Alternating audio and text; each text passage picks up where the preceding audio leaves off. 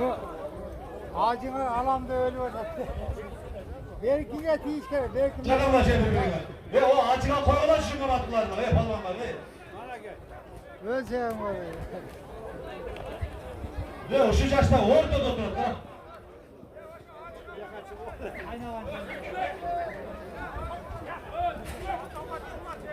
Biraz ağırınız var, palvanlar biraz ağırınız var ha.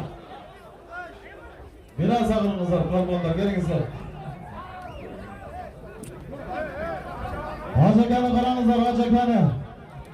Mamat Pulacı'nın kara koyunuz var, koy ona şu hacekanı. Akşama gerek ne verem lan? Kança gerek? 500 lira. Hani ilk bir yüz bunu anlayan şey. Az parayı çağır. Yok şu Mamat Pulacı'nın koyuna şey tuğanlar, hep palvanlar, Yeni Mars'ını.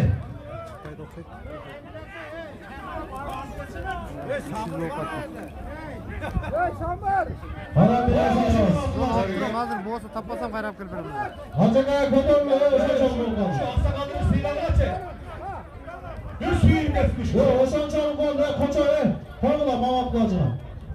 Koy anasında konuşacak Koy anasına bol be.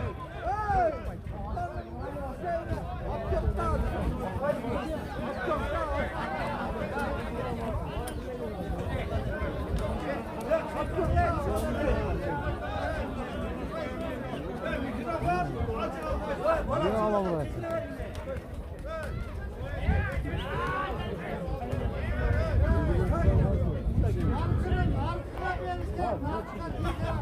Hey, koyun alacak ya.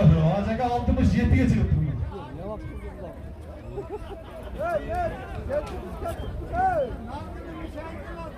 Nurbek abi.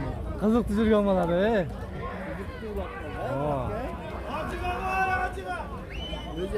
Koy lazım koy. Koy lazım koy. Mamat Pulacı'na koy.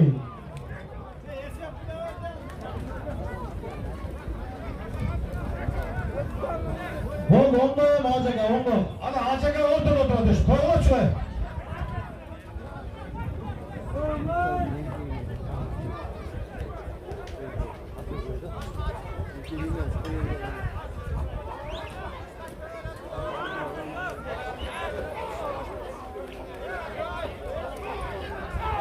Yenkey palvan.